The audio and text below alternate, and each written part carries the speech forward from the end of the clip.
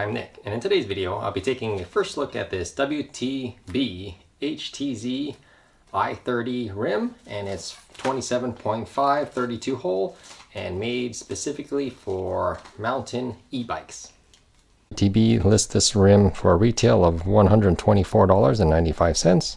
Do label it as an e-bike rim. If you want to take a brief look at the specs, you can see that the 27.5 wheel size is 678 grams in the 32 hole, and they do ask for 35 millimeter tubeless tape. So the maximum spoke tension between 110 and 120 kilogram force. It is for an asymmetric rim. One of the images on their product site says that there's a 6 millimeter offset, so let me show you what that is on this rim.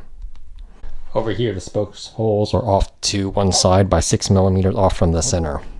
Looking top down, it's a little more apparent how the spoke holes are off to one side here, and that's to help create a more balanced rim in terms of spoke tension. The rim did not come with any instructions except this tag here, and there's nothing significantly important on this tag in terms of specifications. There's information on the type of rim I ordered, the 27.5 32 hole black. There's actually some safety information taped on a sticker to the side of the rim here. There is also information about tire pressure rating. I don't see a specific maximum PSI for the specific rim. Other rim manufacturers have certain pressures they want you to avoid going over. This one accommodates a press the valve tube. Next to the valve hole is some more real tiny small print, aluminum alloy ETRTO rim size, along with inner rim width of 30 millimeters and recommended tire between 42 millimeters and 72 millimeters, and ERD's effective rim diameter, and that's a very important number to know when you are building your own wheels. The ERD number also helps you determine the spoke length as long as you know the specifications of the hub as well. The rim is so wide it just balances right on the scale by itself here at 672 grams. That weight's including this rim tape that was pre-installed, so if you're not setting this up tubeless, you could go ahead and use the included rim tape here, and it looks like it is 11 millimeters wide, so it doesn't cover the whole thing, just enough to cover the spoke holes. And it leaves a gap for the valve tube hole as well. Calipers show 29.9 millimeter inner width at this area, and another area 29.9 as well, so pretty much 30 millimeter internal width.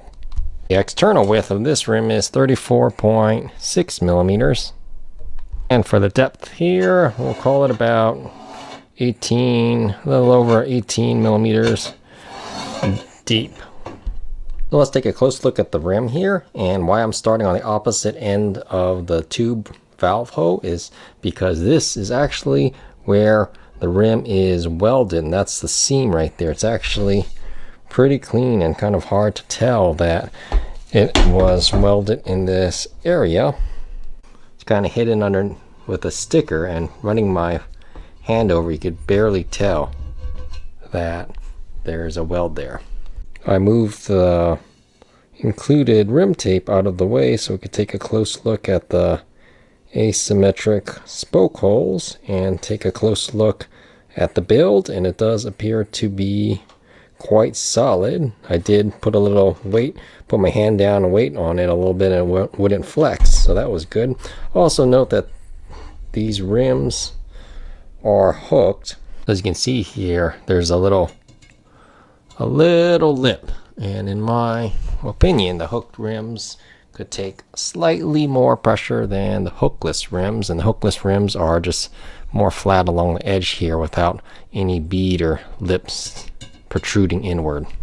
The 11 millimeter rim tape is supposed to go between the tubeless tape and the spoke holes, so after you put tubeless tape on, you put it right over that. And this rim is technically 20% thicker. Overall, the build quality of this rim in my initial impression seems to be very nice. So do you really need an e-bike rim specifically? Well, I guess that depends on a lot of factors, including your weight, how strong the e-bike motor is. I did ride a few rides without an e-bike specific ram, didn't break any spokes, didn't break the ram.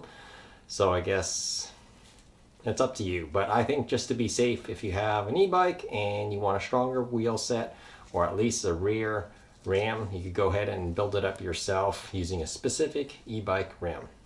Well, I hope you found this video helpful, and if you did, feel free to give it a thumbs up and let me know if you have any questions in the comments section below, and feel free to subscribe if you'd like to. It's absolutely free, and I hope to see you in the next video. Thank you.